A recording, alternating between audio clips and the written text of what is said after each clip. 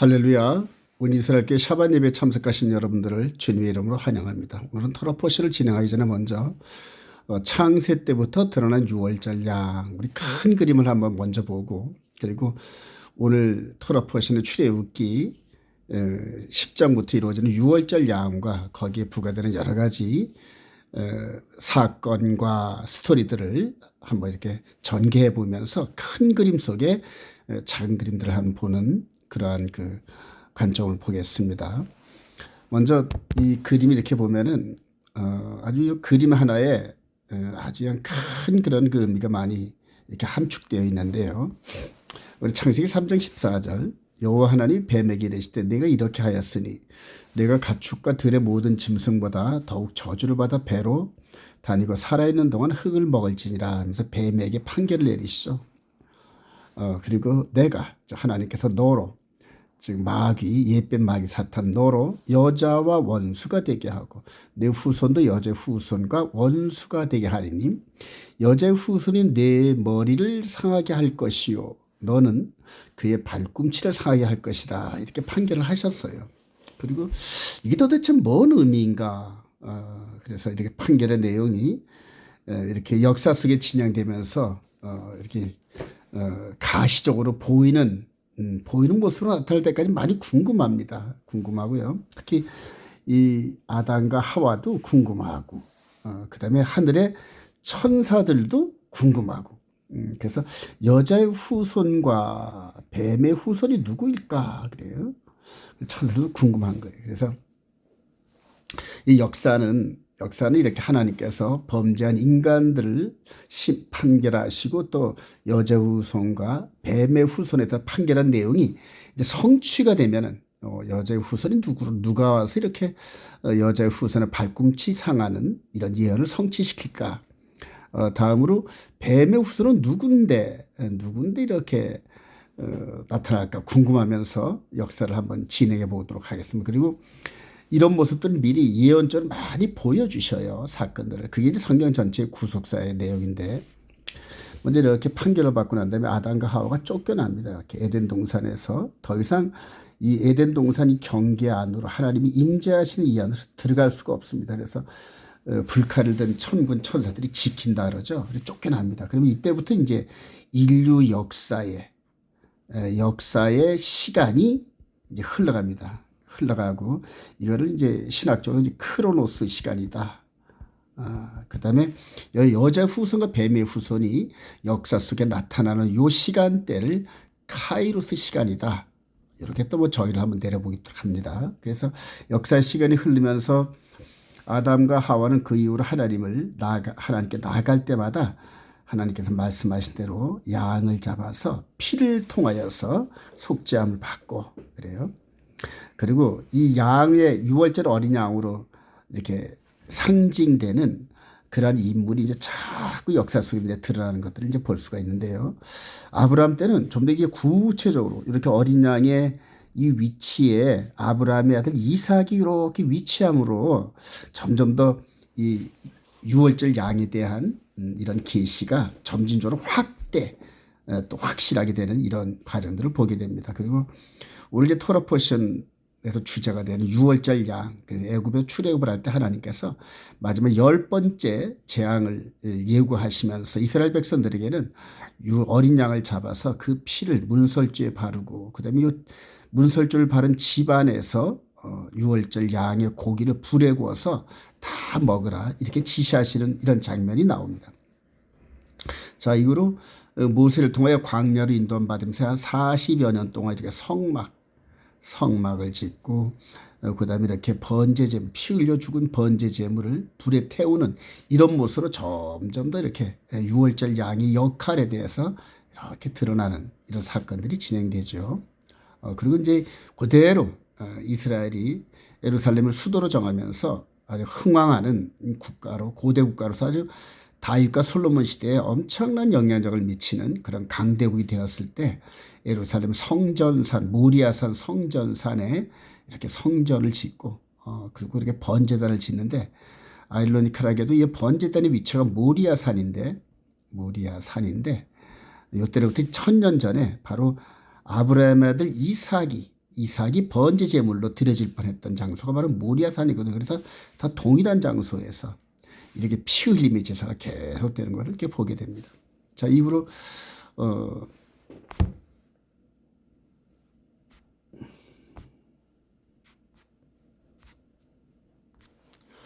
동일한 장소에 이 성전산이 있는 성전 바로 옆에 얼마 뜨지 않는 곳에서 드디어 여자의 후손으로 예고되신 예수 그리스도께서 이 땅에 오셔서 육신의 몸을 입고 이 땅에 오셔서 창세기 3장 15절에 예언된 여자의 후손이 이렇게 등장합니다. 이렇게 등장해서 여기서 이렇게 십자가에 죽습니다. 십자가에 죽으면서 첫사람 아담과 맺은 그 첫 언약, 깨어진 그 언약을 무효화시켰다. 이렇게 성경은 얘기합니다. 여러분. 성경에서 우리 인간들의 이 죄를 이 하나님의 아들 예수와 언약 관계, 즉 결혼 언약 관계에 있는 이 언약 관계를 해제하면서 무효화시키고 나서요. 그러고 나서 이제 바울 사도가 이렇게 이거를 정의합니다. 갈라디아 4장 1절에 내가 또 말하노니 유업을 이을 자가 모든 것의 주인이나 어렸을 때와는 종과 다름이 없어서 그 아버지가 정한 때까지 후견인과 청지기 아래에 있나니 이와 같이 우리도 그래요. 우리도 하나님의 형상을 담고 이렇게 창조된 아담의 후예인 우리도 어렸을 때 이 세상의 초등학문 아래에 있어서 종로로 타였나니 여기서 초등학문은 바로 이렇게 아담이 내쫓김을 받으면서 유월절 어린 양으로 예표된 이런 과정들 그래서 특히 이제 바울 사도가 말하는 게 이제 성전산에서 이렇게 죽는 피 흘려 죽는 예법 이걸 이제 육신의 예법이라 이렇게 말하지 않습니까? 육체의 예법에 피 흘린 이 부분 여기가 이제 초등학문이다 이렇게 말씀하십니다.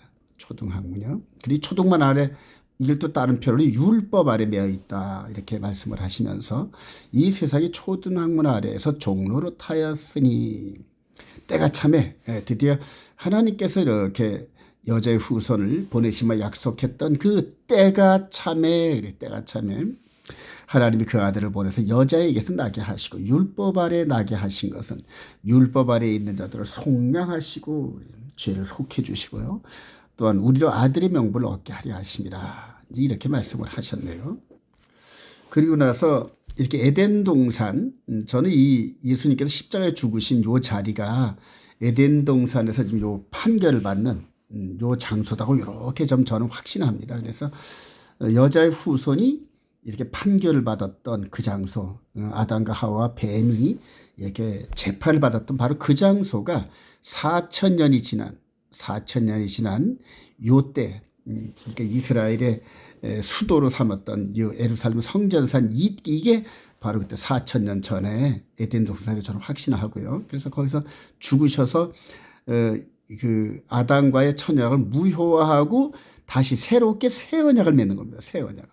이분이 죽으시고 나서 이제 완전히 첫 언약은 무효됐고 그리고 이제 우리 예수님께서 새 언약을 제시하시는데 예수를 나의 구주로 영접한 상태에서 다시 하나님께서 에덴 동산에서 선악을 알게 하는 나무 열매는 먹지 말라 이렇게 조건을 달았던 것처럼 바로 이스라엘 백성들에게 출애굽하는 과정에서 주셨던 십계명의 메시지를 마음판에 기록하는 새 언약을 맺으신 겁니다. 새 언약이요. 그래서 저와 여러분들이 예수를 믿는 저와 여러분들은 전부 다 새 언약의 일꾼이다 이렇게 바울 사도가 표현을 하죠. 자 그리고 이제 남은 한 사건 바로 이 뱀 내 머리를 상하게 할 것이 너는 그의 발꿈치를 상하게 하는데 머리가 즉 죽음을 판결받은 이 마귀가 마지막 때 등장하는 이게 바로 계시록 사건이고 그리고 이 예수님으로부터 2000년이 가까운 이때에 저와 여러분들이 이제 적그리스도가 등장해서 완전히 멸망당하는 이런 시대에 살고 있다는 겁니다. 오늘 특별히 토라 포션은 아브라함이 이 사건을 지나서 유월절 어린 양에 대한 예표적인 사건인 출애굽 요 과정에서 모세를 통하여서 이루어졌던 이제 이런 그 유월절 여러 가지 사건들을 한번 이렇게 살펴보도록 하겠습니다. 먼저 출애굽기 토라 포션 5784 15 보아 보래 들어가라 이제 이런 의미인데요. 출애굽기 10장 1절 여호와께서 모세에게 이르시되 바로에게 들어가라. 바로에게 들어가라. 왜 들어가냐? 내가 그의 마음과 그의 신하들의 마음을 완강하게 해서 하나님의 표징들 그들 중에 보이기 임하며 네게 내가 애굽에서 행한 일도 곧 내가 그들 가운데 행한 표징을 네 아들들과 네 자손의 귀에 전하기 함이라. 너희는 내가 여호와인 줄 알리라. 그러면서 여호와의 표징을 일으켜서 출애굽한 이스라엘 백성들이 대대손손 메시아가 오실 때까지 이 모세를 통해 이루었던 하나님의 역사하심, 이제 이런 것들을 계속 전하게 하려 하시고, 예수 그리스도가 이제 이때로부터 모세 때로부터 약 한 1500년 후쯤 오시잖아요. 1500년 후쯤인데 이 1500년의 공간 동안에 이때 있었던 일을 근간으로 하나님께서 이 이스라엘 백성들 애굽에서 구원한 이런 사건들을 계속적으로 이렇게 전달하게 하면서 궁극적으로 유월절 양이신 예수 그리스도의 등장 때까지 계속 말씀이 이게 전달되게 하려는 그런 뜻이 있다는 겁니다. 그래서 출애굽기 12장 48절에 유월절에 대한 예식에 참여하는 조건을 이렇게 말씀하시는데 너희와 함께 거류하는 타국인이 이제 이방인이겠죠. 여호와의 유월절을 지키고자 하거든 그 모든 남자는 할례를 받은 후에야 가까이 지킬지니 곧 그는 본토인과 같이 될 것이나 할례 받지 못한 자는 먹지 못할 것이니라. 이렇게 말씀하시네요. 다시 한번 49절에 본토인에게는 너희 중에 거류하는 이방인에게 이 법이 동일하니라. 그러면서 온 이스라엘 자손이 이와 같이 행하되 여호와께서 모세와 아론에게 명령하신 대로 행하였으며, 그러면서 여기서 이렇게 보면은 이 나면서부터 혈통적 이스라엘 백성들은 8일 만에 할례를 받죠. 아브라함한테 주어졌던 이 할례의 언약에 의해서 이스라엘 백성들은 이후로 아브라함 이후로 한 400년이 지난 이때까지도 계속적으로 남자들은 다 할례를 했다는 얘기입니다.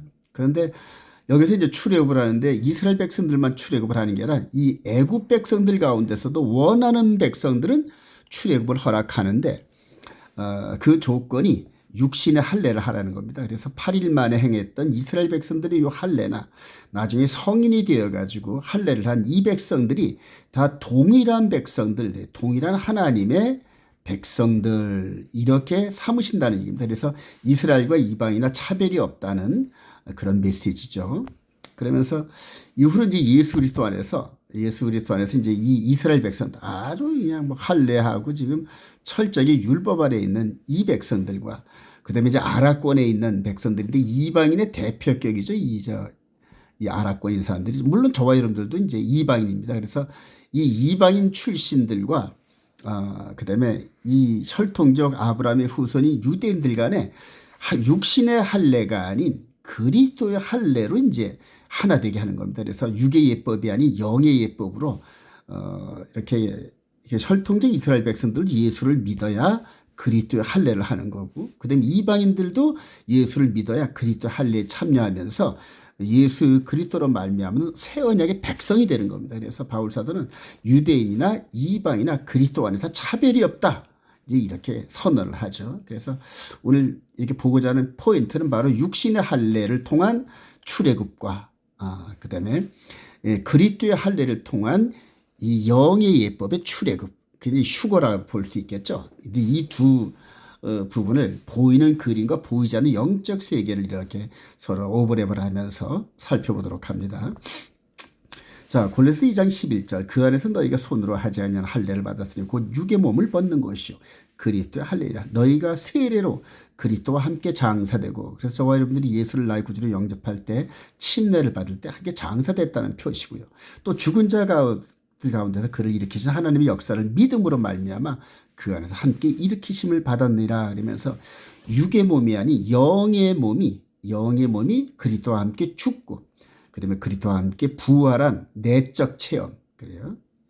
이 내적 체험을 하면서 우리 속 사람이 부활한, 그래서 눈에는 안 보이지만은 영적인 그런 과정을 통해 성령님께서 인도하신 대로 따라가다 보면은 내 속 사람이 그리스도 안에서 다시 부활을 했는지, 아니면 그들의 옛 모습처럼 마귀의 손아귀에 붙잡혀 있어서 죄와 허물로 죽어 있는 모습인지 이렇게 느낄 수가 있는 그런 신비로운 게 바로 복음입니다. 자, 그다음에 이제 그 출애굽을 할 때도 흑암 사건이 있는데요. 우리 출애굽기 10장 21절 여호와께서 모세에게 이르시되 하늘을 향하여 네 손을 내밀어 애굽 땅 위에 흑암이 있게 하라. 애굽 땅 위에 흑암이 있게 하래. 애굽 땅 위에 흑암이 있게 하라 이럽니다. 그 더듬을 만한 흑암이라 모세가 하늘을 향하여 손을 내밀며 캄캄한 흑암이 3일 동안 애굽 온 땅에 있어서 그동안은 사람들이 서로 볼 수 없으며 자기 처소에서 일어난 자가 없으되 온 이스라엘 자손들이 거주하는 곳엔 빛이 있었더라. 그러면서 구별되죠. 여기서 애굽의 백성들이 있는 곳엔 깜깜해서 그냥 그대로 뭐 일어나지도 못하고 뭐 지금처럼 뭐 가로등이나 이런 게 있는 게 아니지 않습니까? 완전히 깜깜하고. 근데 그게 9번째 재앙인 모세를 통한 이 흑암 재앙인데 이게 아주 일정한 아주 의미가 있는 패턴입니다. 그래서 이거의 원본을 이렇게 들여다보면은 아브라함이 이 출애굽의 여정을 예언하면서 약속하고 횃불 언약을 맺을 때 그때 흑암이 이렇게 내립니다. 창세기 15장 10절 아브라함이 그 모든 것을 가져다가 그 중간을 쪼개 그 쪼갠 것을 마주대야 놓고 솔개가 그 사체 위에 내릴 때는 아브라함이 쫓았더라. 해질 때 아브라함에게 깊은 잠이 임하고 큰 흑암과 호세크 큰 흑암과 두려움이 그에게 임하였더니 그러면서 바로 이 아브라함과 언약을 맺을 때 흑암이 있었다 이렇게 얘기를 하는데 아브라함의 언약이 궁극적으로 성취가 될 그 무렵에 또 흑암이 있는 겁니다. 여러분 또 흑암이. 그래서 흑암 다음에 이제 장자를 멸하는 그러한 그 하나님의 재앙을 통하여서 이제 출애굽을 하게 되죠. 이게 우리 가운데서 구속사의 거울처럼 이렇게 이 사건들이 우리 안에 비춰지는 겁니다. 여러분 비춰지는. 그래서 저는 이 69일에와 70일의 한 일회를 구속사의 거울로 이렇게 표현을 하는데요. 자, 마태복음 24장 29절 그날 환란 후에 즉시 해가 어두워지며 달이 빛을 내지 아니하며 별들이 하늘에서 떨어지며 하늘의 권능들이 흔들리라. 그러면서 환란 후에 이렇게 흑암이 나타나는 이런 사건들이 있다는 겁니다. 바로 마지막 때 지금 그 흑암이 마지막 때 영적인 출애굽 그러니까 휴거 직전에 이 이스라엘 중심으로 온 세계가 이렇게 흑암이 가득 찬 이런 일들이 있다. 우리 주님께서 이렇게 예고하시는 거죠. 자, 그런데 이거는 이제 성취 과정이거든요. 영적인 출애굽, 엑소도스, 영적인 휴거가 성취될 때쯤에 대해서 예언을 하신 건데, 그럼 이거에 대한 또 동일한 패턴, 즉 언약을 맺고 성취될 때 흑암이 있었던 것처럼 성취될 때 흑암이 있었으니까 언약을 맺을 때 또 흑암이 있는 게 당연한 거 아니겠습니까? 그래서 마태복음 27장 45절 제6시로부터 온 땅에 어둠이 임하여 그래요. 제9시까지 계속되더니 제9시쯤에 예수께서 크게 소리질러 이르시되 엘리 엘리 라마 사박다니 하시니 이는 곧 나의 하나님 어찌하여 나를 버리셨나이까 하는 뜻이라. 그러면서 이게 이제 9시라는 이 부분이 9시 부분이 이제 오후 3시쯤 얘기하는 겁니다. 오후 3시 한낮이죠. 이때가 아주 낮처럼 밝을 그때 이렇게 예수님께서 십자가에 달리시고 마지막 숨을 거두시 직전에 온 땅이 흑암이 가득 찼다는 겁니다. 흑암이. 그러니까 이게 이제 새 언약이거든요. 이때가 새 언약을 맺을 때에 흑암이 가득 찼는데 이 새 언약이 완전히 성취가 될 때 또 흑암적인 사건이 있다는 얘기죠. 그래서 저와 여러분들 이런 부분들을 잘 묵상하다 보면은 계시록 부분에서 흑암의 얘기를 자주 하는 걸 보게 됩니다. 그리고 현재 지금 일식 사건이 여러 이런 부분들이 이스라엘과 맞물려 가지고 이렇게 일어나는 이런 사건들을 통하여서 우리 주님이 다시 오신다는 그 약속의 때가 점점 가까워지는구나 하고 이게 느낄 수 있는 그런 해안이 있다는 얘기죠.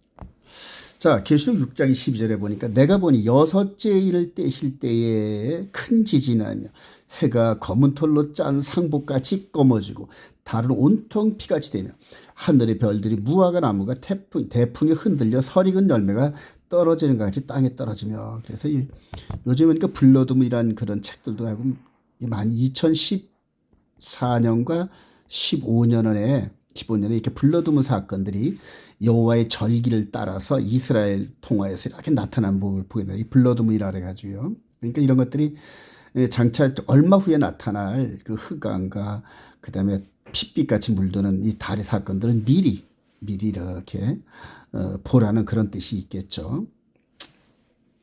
자, 또 이렇게 할례에 대해서 이제 또 말씀을 안 나눌 수가 없는데요.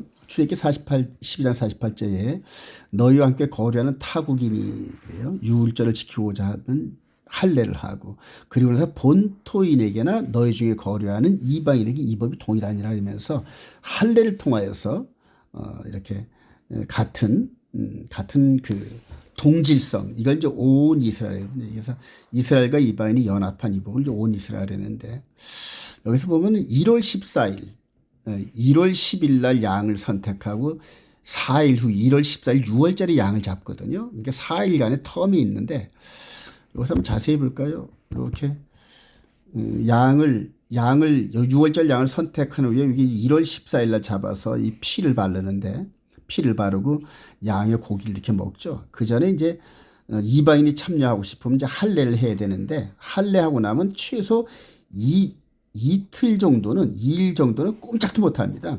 꼼짝도 못 하고 그래서 적어도 이틀인 지나야 이렇게 어그저그 하루도 움직일 수가 있거든요. 그래서 이 4일 동안의 텀은 그대로 이스라엘 백성들에게는 유월절 양에 흠이 있는지 없는지 점검하는 시간이 되고 이방인들에게는 육신의 할례를 통하여서 들어올 수 있는 이제 이런 기한을 주셨다 저는 생각을 하는데요. 이 육신적 할례에 대해서 이제 예수 그리스도 안에서 아주 엄청난 그 정체성의 변화를 느낍니다. 바울사도 그러죠. 무릇 표면적 껍데기 육신적 유대인이 아니지 이렇게 이제 더 이상 유대인의 정체성, 즉 하나님의 거룩한 백성들의 유대인의 정체성이 이제 바뀝니다. 표면적 육신의 할례가 아니라 그래서 이렇게 표면적 육신의 할례가 이제 더 이상 할례가 아니라는 거예요. 그래서 이 할례 때문에 바울 사도가 이 유대인들한테 그렇게 핍박을 받은 거거든요. 이 할례가 아브라함한테 주어진 이런 할례가 엄청난 그런 그 성스러움이 있는데 바울 사도가 이런 얘기를 하니까 그냥 아주 완전히 이다로 취급받은 거죠. 29절. 오직 이면적 유대인이며 그래서 내적인 변화. 그래서 이걸 이면적 유대를 이게 영의 몸입니다. 영의 몸.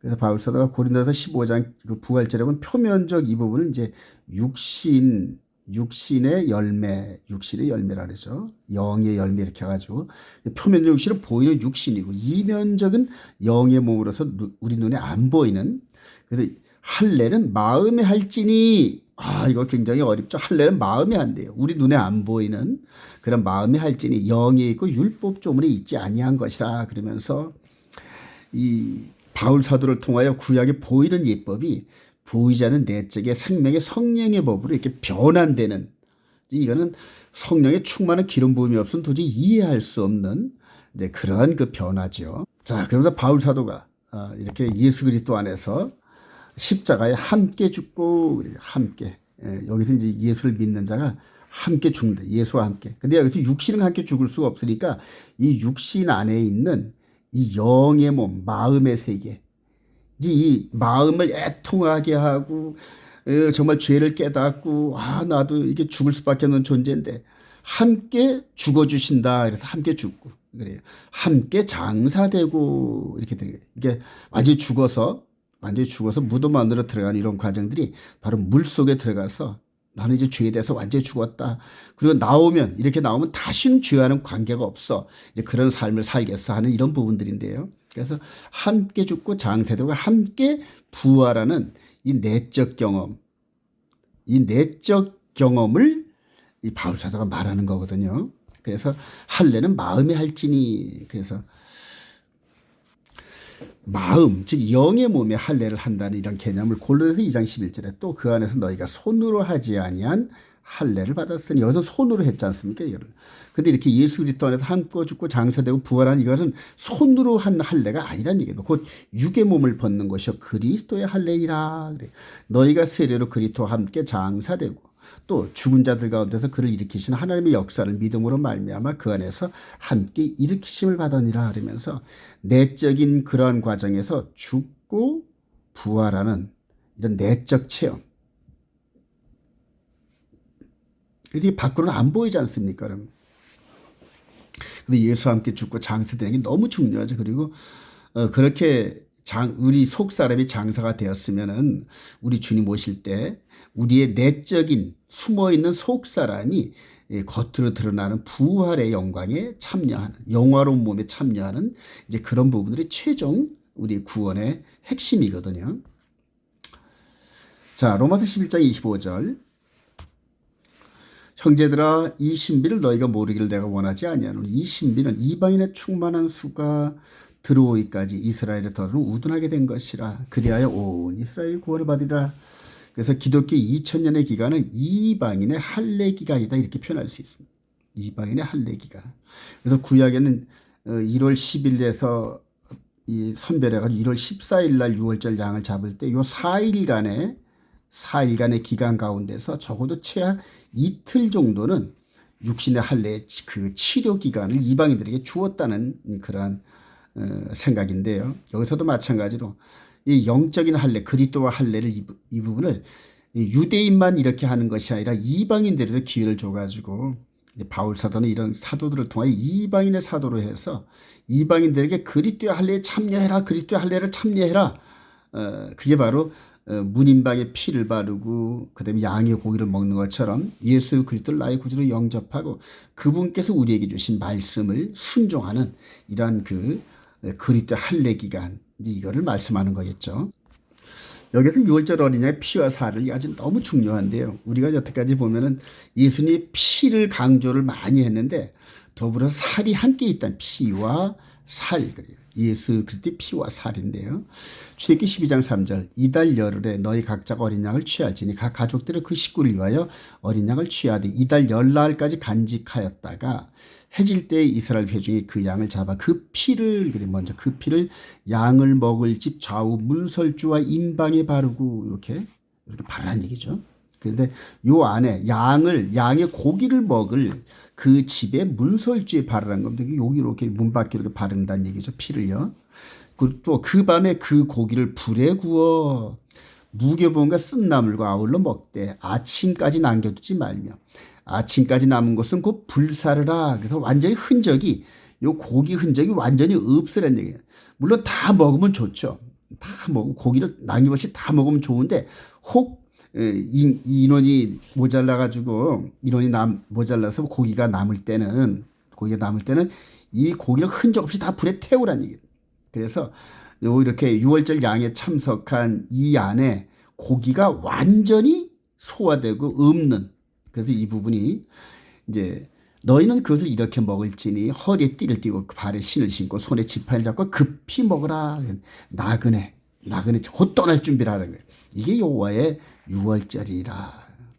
그래서 중요한 건 고기를 남기지 말고 완전하게 다 먹으라 그래요. 그래서 피와 살이란 말이에요. 피와 살이요. 우리 예수님께서 이 땅에 오셔가지고 이제 말씀을 선포하시는데 어떠냐면 요한복음 6장 53절에 인자의 살을 먹지 아니하고 인자의 피를 마시지 아니하면, 이게 이스라엘 백성들한테 미리 이렇게 모형적 사건으로서 이렇게 살과 피를, 유월절 살과 피를 먹는 이런 훈련을 약 한 1500년 동안 이렇게 했다는 얘기거든요. 그리고 나서 충분히 이제 저변 하두에가 깔려 있을 그때 우리 예수님께서 오셔가지고 인자의 살, 인자의 피를 마셔라. 그래요. 너희 속에 생명이 없느니라. 마시지 아니하면 내 살을 먹고 내 피를 마시는 자는 영생을 가졌고 마지막 날에 내가 그를 다시 살리니 내 살은 참된 양식이요 내 피는 참된 음료로다. 그러면서 육의 양식과 육의 음료가 아닌 영의 몸 그래요. 육의 몸이 있은지 영의 몸도 있니라. 그래서 우리 속 사람이 예수님의 말씀을 먹고 그다음에 예수님의 피로서 거듭나는 이런 체험을 하는 거거든요. 그래서 예수님께서 이 말씀을 하실 때 바로 이런 의미를, 즉 내가 흘린 보혈의 피로 너희들의 문인방에 뿌려서 죄사함을 받고 내가 너희들에게 제시하는 이 계명, 아버지께로부터 받은 이 십계명을 마음판에 기록하여 이대로 살아라, 이 얘기거든요. 그래서 이게 예수님의 피와 이게 살을 이렇게 얘기하는 거거든요. 그래서 저와 여러분들이 예수님의 피도 중요하지만은 예수님의 살을 먹는, 그래서 예수님의 피는 의롭게 되는 그런 단계고요. 그다음에 이 십계명을 순종하면서 살아가는 이 부분이 거룩의 여정, 거룩의, 그래서 의와 거룩을 이루어야 나중에 영화로운 몸으로 변화될 수 있는 거거든요. 근데 안타깝게도 저와 여러분들이 여태까지 개신교는 이 거룩의 단계에서 십계명을 마음으로 순종하는 이런 흐름에서 벗어나 있었다는 얘기거든요. 아주 많이 안타깝습니다. 그래서 현재 교회가 거룩하지 못한 이유가 이렇게 하나님의 계명을 마귀가 도둑질해간 그러한 그 영향이 미친 겁니다. 자, 이 새 언약의 중보죠. 유월절 양, 어린 양 예수 그리스도 그래요. 그래서 이 유월절 어린 양 이 의미가 뭐냐 하면은 바로 새 언약이거든요. 새 언약인데 미리 한번 그림을 보면은 우리 마태복음 26장 이하에 보니까 나의 피 곧 언약의 피니라 이렇게 설명하죠. 나의 피 곧 언약의 피. 새 언약을 피는 요 예수님께서 흘리신 요 부분 아까 서두에도 말씀드렸지만 새 언약을 위한 중보의 피거든요. 자, 예레미야 31장 31절 여호와의 말씀이라 보라 날이 이르니 내가 이스라엘과 유다 집에 새 언약을 맺으리라 그래요. 이스라엘 유다 집이니까 12지파죠. 그래서 우리 이방인과는 새 언약을 맺은 적이 없습니다. 이스라엘과 유다 집에 맺은 그 새 언약을 이들을 통하여 전도받은 우리들, 복음을 전달받은 우리들이 그 언약에 육신의 할례가 아닌 예수 그때 할례를 통하여서 새 언약에 동참하는 거거든요. 자, 이 언약은 내가 그들의 조상들의 손을 잡고 애굽 땅에서 인도하여 내던 날에 맺은 것과 같이 아니할 것은 내가 그들의 남편이 되었어도 그들이 내 언약을 깨뜨렸습니다. 이렇게 선언하시네요. 그러면서 여호와의 말씀이라 그러나 그날 후에 내가 이스라엘 집과 맺을 새 언약은 이러하네 곧 내가 나의 법을 그들의 속에 두며 그들의 마음에 기록하여 나는 그들의 하나님이 되고 그들은 내 백성이 될 것이라. 이 예언을 바로 에레미야가 남방 유다가 무너져 가지고 바벨론의 포로가 될 이때 요 직전에 에레미야를 통해 새 언약 예언을 하신 거거든요. 이렇게. 근데 이 새 언약은 옛 언약, 이 모세를 통하여서 맺은 이 언약이 이렇게 언약을 맺었는데 아론 대제사장의 그 금송아지 새긴 이 사건을 통하여 언약이 깨졌단 말입니다. 깨진 언약이 이렇게 진행되다가 결과적으로 남방 유다까지 하나님의 언약 밖에 머무른 바람에 하나님께서 바벨론의 느부갓네살 왕의 손을 통하여서 완전히 멸망하는 이런 거예요. 근데 멸망시키기 전에 바로 이 새 언약 예언을 에레미야 선지를 통해서 한 거거든요. 이게 주전 약 한 590년 정도로 이렇게 사료가 돼요. 그리고 그때로부터 한 60년 후쯤에 다니엘 선지를 통하여서 가브리엘 천사가 이 다니엘에게 나타나 가지고 새 언약을 맺을 메시아 예언을 하는데 그게 바로 다니엘서 9장 24절부터 27절까지 70일의 언약입니다. 70일의 언약. 아주 유명한 여러분들이 69일에 70일의 언약의 내용 이 부분을 좀 잘 이해를 하시면은 저 성경이 너무 쉽게 이렇게 보입니다. 일목요연하게요. 자, 그래서 다니엘서 9장 27절 그가 장차 많은 사람들과 더불어 한일의 동안에 언약을 굳게 맺고 그래요. 그러니까 에레미야를 통하여서 예언된 새 언약을 한 6, 70년 후에 다니엘을 통해 다시 또 증폭시키는 겁니다. 언약을 계획하고 그가 그 일의 절반의 제사와 예물을 금지할 것이며 여기서 제사와 예물은 성전 제사거든요. 그러니까 모세를 통해 주어졌던 이 동물 제사 이런 모든 제사는 육신의 예법일 뿐이지 새 언약, 즉 영의 예법에는 합당치 않고 능력이 없는 그런 제사거든요. 그래서 그런 제사, 동물 제사와 곡식 예물을 드리는 성전 제사를 피할 것이며 그리고 이 말을 성취하러 우리 주님께서 오셔가지고 이 성전을 헐라 내가 3일 만에 다시 세우리라 이렇게 말씀한 거 아닙니까? 자, 그런데 이렇게 그가 장차 많은 사람과 더불어 성취하러 우리 주님께서 이렇게 전삼년반 이렇게 오셔서 바로 유월절 전에 이렇게 새 언약에 이게 새 언약이거든요. 이게. 새 언약을 12제자와 함께 맺는 요 장면인데요. 그리고 바로 그 이튿날 새 언약의 중보의 피를 십자가에서 흘려주신 거거든요. 이게 한일의 중간입니다. 그래서 우리 예수님의 사역이 3년 반 아닙니까? 3년 반이죠. 그리고 나서 이제 다니엘에게 보여줬던 후 3년 반에 등장할 이 적그리스도 멸망의 아들에 대한 예언이 이로부터 시작되는 거예요. 또 포악하여 가증한 것이 이걸 바울 사도는 멸망의 아들이 자신을 하나님이다 이렇게 막 그 참남한 말을 할 이제 그 존재에 대해서 이렇게 말을 한 건데 가증한 것이 날개를 의지하여 설 것이며 또 이 정한 종말까지 진노가 황폐하게 하는 자에게 쏟아지리라 하셨느라 하면서 이 전반부는 메시아 사역에 대해서 설명하고 지금 여기서부터 후반부는 적그리스도의 사역을 이렇게 얘기한 거거든요. 그래서 이 단지 7년 같은데 전 3년반과 후 3년반 사이에는 앞으로 보시겠지만 기독교 2000년에 이방인의 충만한 시대가 이렇게 숨어 있는 이런 엄청난 숨겨진 이 비밀을 보게 됩니다. 자, 이 예언을 이렇게 성취하러 즉 에레미야를 통하여서 다니엘을 통하여서 예언됐던 새 언약을 성취하시러 이 땅에 오시면서 마지막 십자가에 잡히기 전날 제자들과 함께 유월절 예식을 제사를 이렇게 드리죠. 그들이 먹을 때 예수께서 떡을 가지사 축복하셨대요. 지들에게 주시며 받아서 먹어라. 이것은 내 몸이니라. 내 몸을 먹어라 그러잖아요. 즉 말씀을 먹으라는 얘기예요. 말씀. 이분이 말씀이 육신이 돼서 오신 분 아닙니까?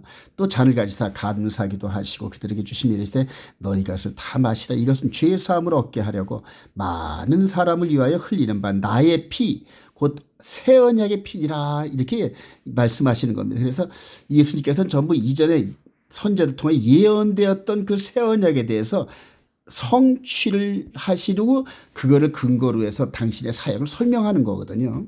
그래서 여기서 다니엘서 9장 27절에 그가 장차 많은 사람과 더불어 이렇게 한 것을 그대로 말씀을 받아서 우리 주님께서 많은 사람을 위하여 흘리는 바 이렇게 해서 그대로 이렇게 인용하는 이런 장면들을 보게 되죠. 그리고 이제 앞으로 저와 여러분들이 이 후 3년 반에 42개월 동안 자신이 권세를 받아서 완전히 이 세상을 정말 뒤집어 놓을 그런 적그리스도에 등장하는 이런 타임라인에 저와 여러분들이 와 있어요 지금.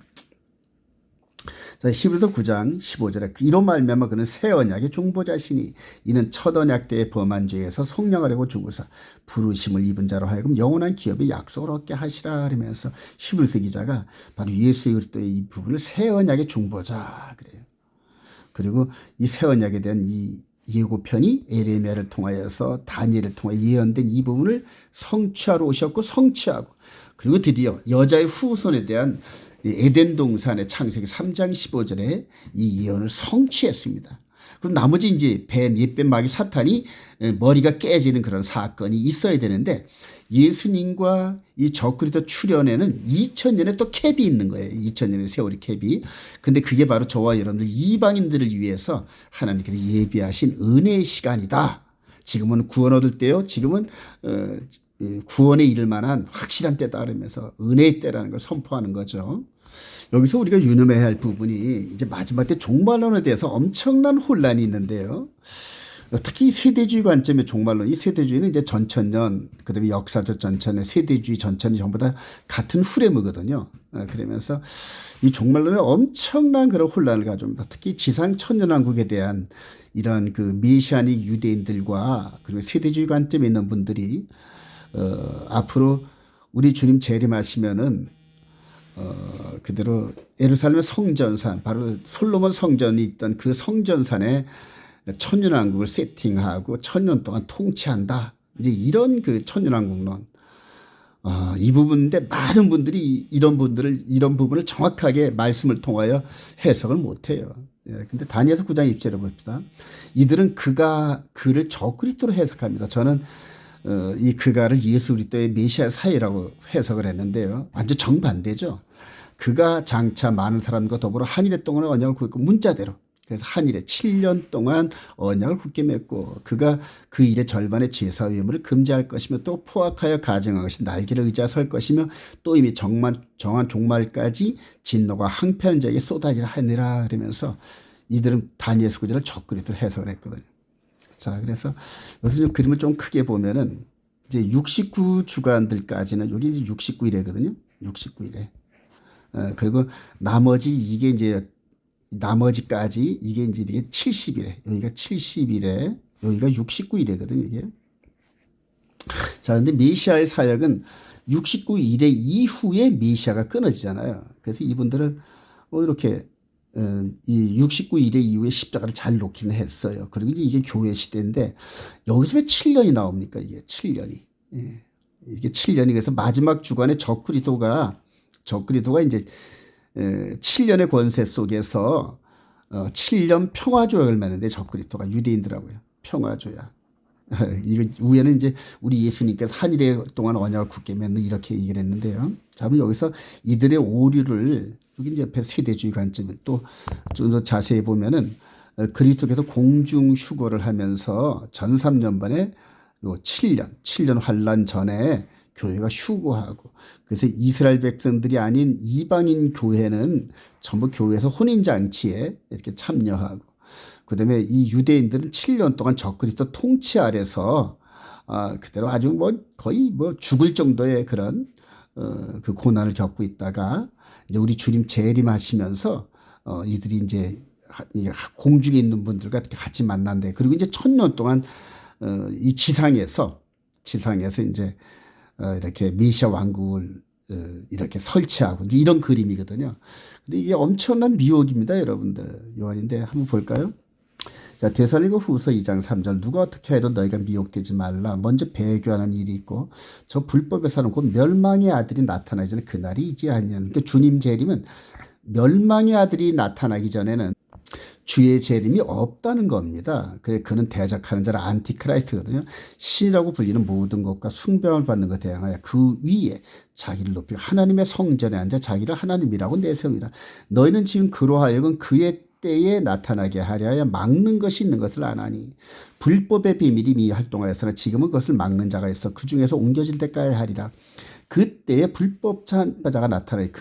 주 예수께서 그 입의 기운으로 그를 죽이시고 강림하여 나타나심으로 피하시라. 그러면서 바로 이 마귀가 머리가 깨지는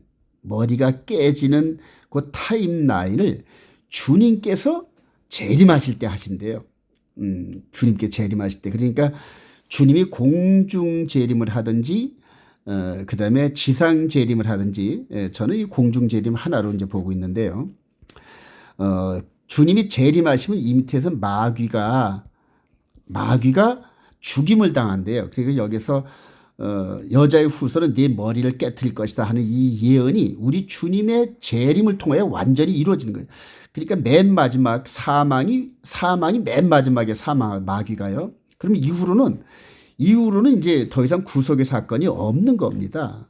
근데 이분들은 이제 여기에서 이렇게 주의 재림이 이루어져 가지고 마귀가 불목 가운데 빠지는 이 성경적 이 부분을 1000년 동안을 이렇게 여기서 마귀가 묶임을 당하고 그리고 이제 백보자 심판 이후에 고가 마귀의 전쟁이 일어나 가지고 그래서 완전히 이제 끝난다 이렇게 하거든요. 그러니까 성경은 바울 사도가 보면 불법한 자가 나타나면 예수께서 그 입의 기운으로 그를 죽이시고 강림하여 나타내심으로 패하시라면서 주의 강림 사건으로 모든 것이 끝난다는 얘기거든요. 구속사역이. 그러니까 성경을 조목조목 하나하나 이렇게 대입을 해보면은 이 오류나 이런 사건들이 보이는데요. 또 최종적으로 우리 요한 사도가 본 거 한번 볼까요?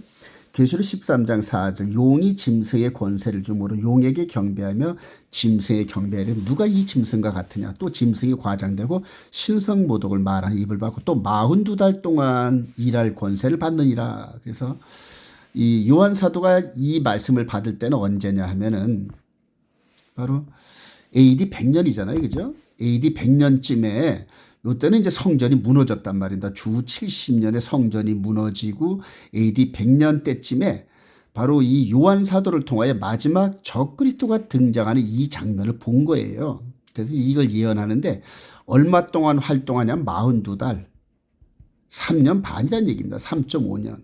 그리고 예수님께서도 십자가에서 죽으시기까지 공생애를 3년 반, 3.5년. 그래서 3.5년 더 해가지고 7년. 그래서 마지막 한일회거든요. 그리고 그 한일회 가운데 그대로 가운데 2000년 기독교 2000년이 이제 삽입되어 있는 거죠. 그래서 이분들은 지금 아주 엄청난 오류를 그러니까 하나님 성경의 말씀은 적그리스도가 3년 반 3과 2분의 1년 활동한다 그랬는데 이들은 마지막 한 주간을 전부 적그리스도가 지배하는 걸로 이렇게 보고 있단 말입니다. 그러니까 엄청난 성경 오류죠. 그래서 전 3년 반은 사실은 전 3년 반은 예수님의 사역 여기에 세팅돼야 되고 후 3년 반은 마귀가 활동하는 요 사건이고 그다음에 전 3년 반과 후 3년 반 요 사이가 기독교 2000년의 역사인데 이분들은 이 이 부분을 세팅을 잘못했다는 얘기입니다. 그래서 엄청난 종말론 오류에 대한 이런 오류가 있는데, 한 가지 더 이들의 오류를 지적하자면 바로 요 자리가 69일이거든요. 69일에. 69일인데 요 마지막 마지막 한 주간 요 부분을 표현한다면 요게 69일이라는 얘기거든요. 요게 69일에. 요게 70일이라는 얘기예요.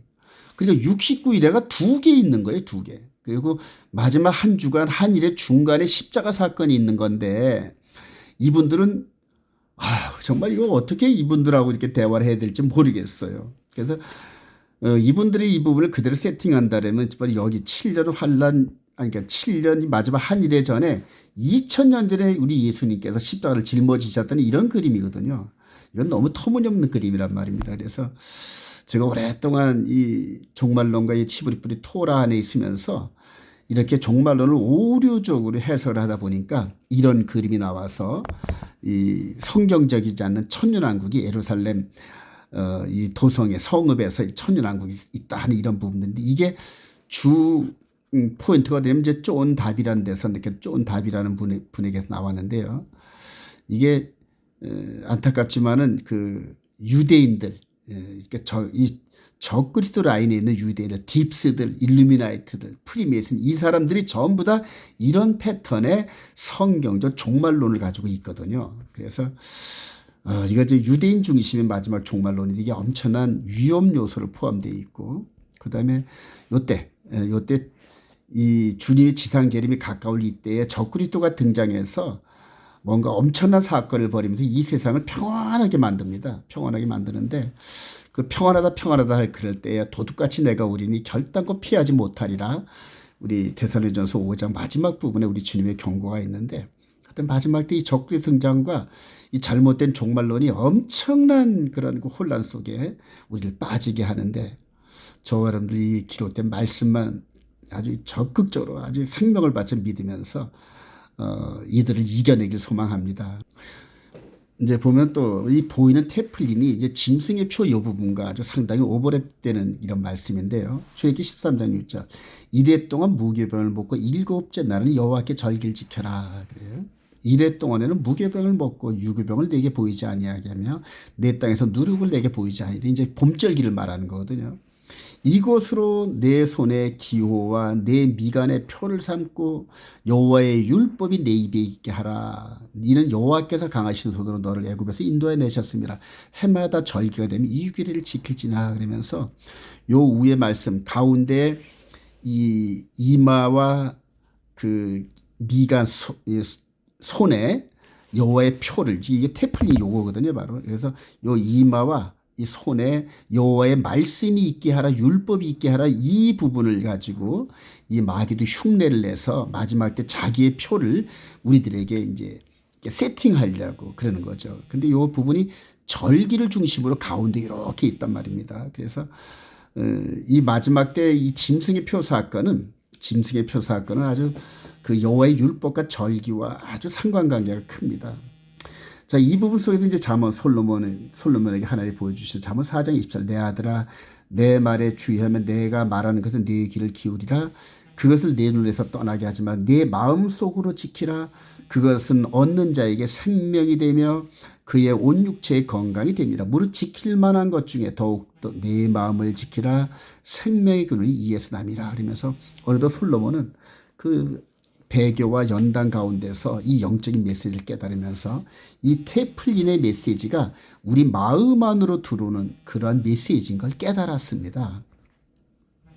자, 그래서 우리 주님께서 새 언약을 맺으시고 그 다음에 십자가를 통해 우리와 하나님께 연합이 되시죠. 그래서 예수 그리스도를 나의 구주로 영접한 그 심령에게 시내산에서 두 돌판에 기록됐던 십계명의 메시지를 이렇게 마음판에 기록하게 하십니다. 이게 오순절날 성령이 각 사람이 임해가지고 속으로 들어가서 마음판에다가 하나님과의 그 언약인 계명을 이렇게 기록한 바로 그런 내용이죠. 그래서 믿는 성도들의 마음에 새겨진 말씀입니다. 그래서 구약에서는 이렇게 보이는 모습으로 하나님의 여호와의 율법이 이마와 손에 있게 하라 그랬는데, 이 메시지가 이제는 예수를 영접하면서 영의 몸에 새기게 하니 이렇게 세팅된 겁니다.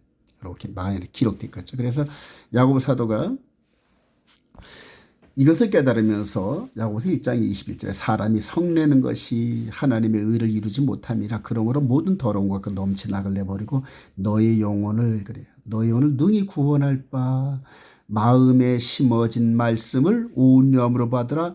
마음에 심어진 말씀이 뭡니까? 새 언약 아닙니까? 여러분, 새 언약.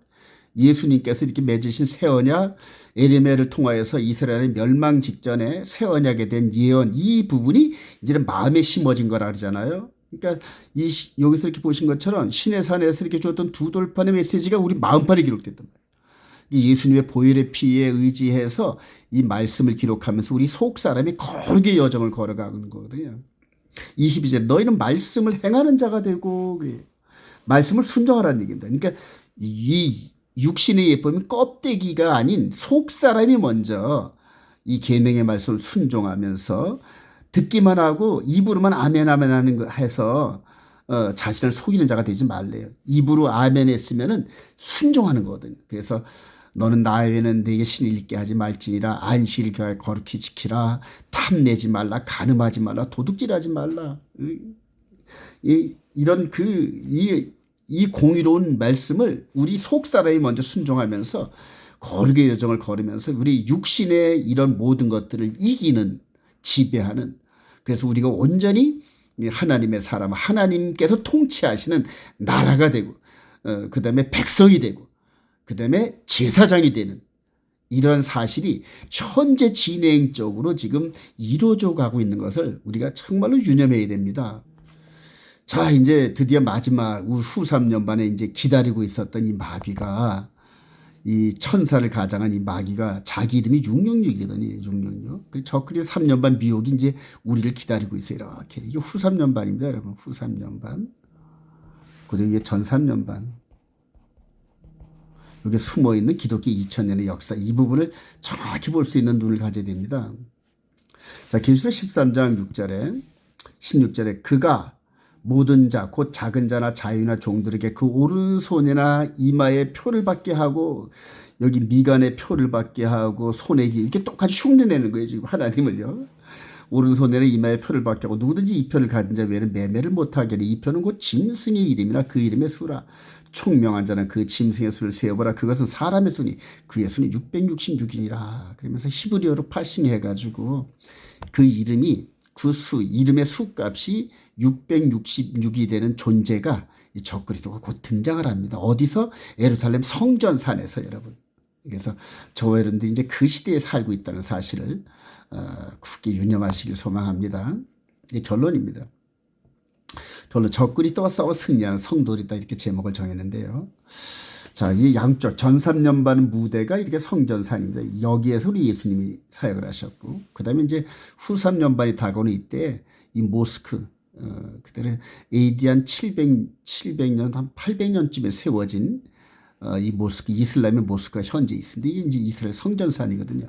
이런 모습이 지금은 이렇게 된 겁니다. 그래서 메시아와 적그리스도가 등장 무대가 되는 이 예루살렘 성전산이거든요.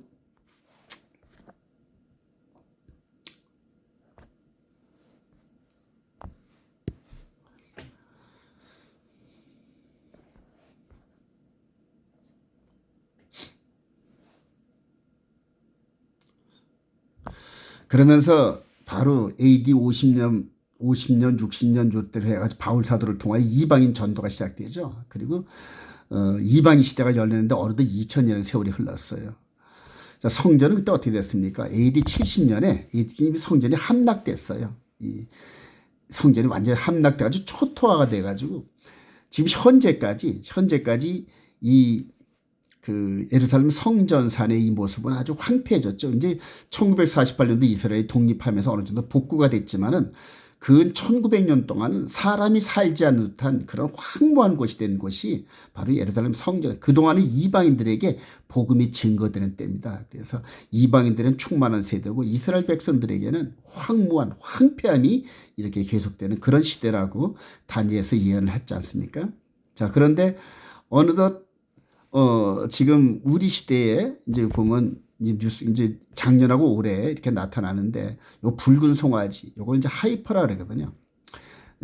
신털이 이 소 한 마리 3개 이상 있으면 안 된답니다. 그래서 붉은 암송아지를 준비하고, 이게 준비됐다는 건 곧 제3성전을 짓고 이렇게 오르토독스 정통 유대인들이 이전에 2000년 전에 예수님 당시에 있었던 동물 제사를 여기다 제3성전을 세우고 이렇게 제사를 짓겠다는 거죠. 이런 과정들이 사실은 지금 성전 대신 이분을 통하여 성전이 완성됐는데 왜 이렇게 성전이 지어져야 할까요? 자, 계시록 13장 4절, 용이 짐승의 권세를 주고 용에게 경배하며 짐승에게 경배해야 돼. 누가 이 짐승 같으냐? 또 짐승이 과장되고 신성모독을 말하는 입을 하고 또 42달 동안 일할 권세를 받으리라. 그러면서 이 제3성전이 완성되면은 바울 사도가 말한 같이 거룩한 성전에서 자기를 하나님이라 이렇게 등장하는 이 적그리스도가 등장한다는데, 이제 이 거짓 그리스도가 등장해가지고 이제는 정말로 하나님의 1000년 동안 이 1000년 왕국이 이제 선취된다 이런 식으로 하면서 이 이스라엘 백성들의 메시아로 등장하고, 그다음에 이방인들인 저와 여러분들한테는 재림주로 등장을 할 겁니다. 재림주로. 그런데 우리 주님께서 미리 말씀하셨대요. 그리스도가 여기 있다 저기 있다 가지 말래. 그렇게 이렇게 후 3년반 시절에는 우리 주님이 재림하기 직전에는 그리스도가 나타났다면서 막 온 세상이 시끄러운 겁니다. 네. 근데 믿지 말고 나가지 말래요. 그래서 인자는 번쩍이면서 이 번개침같이 임하면서 세상 끝에서 그냥 그대로 죽은 자 가운데서 예수 안에 있는 자들은 전부 불러일으켜서 부활시키고 올라가고, 우리들은 호련히 변해서 올라가게 된다는 거예요. 엄청난 속임수가 3년 반에 있는데, 계시록 17장 14절, 그들이 어린 양과 더불어 싸우려니와 어린 양은 만주의 주시오 만왕의 왕이시므로 그들을 이기실 터이요. 당연히 예수님이 이기시죠. 또 그와 함께 있는 자도 곧 부르심을 받고 택하심을 받은 진실한 자들도 이기로다 이렇게 예언했어요. 이제 이 부분을 생명책에 기록된 들이란 성도로 하는데요. 저와 여러분들이 바로 이렇게 마지막 때 이 적그리스도와 싸우는데 바로 예수님과 함께 말씀과 함께 싸우면서 마치 여호수아가 가나안 땅 정복해가지고 땅을 나눠준 것처럼 마지막 우리 휴거 앞에 가로막고 있는 이 적그리스도의 3년 반에 이 거짓 그리스도들과 싸워서 이기는 이제 그런 자들이 바로 저와 여러분들 세대에 일어난다는 겁니다. 여러분, 사랑하신 여러분들, 바로 그렇게 이기는 자, 7교회에 설명할 때마다 이기는 자는 우리 주님께서 그러셨는데, 바로 그런 이기는 자가 되어서 주님과 함께 영광의 그날에 들어가는 축복이 있으시기를 주님의 이름으로 축원드립니다.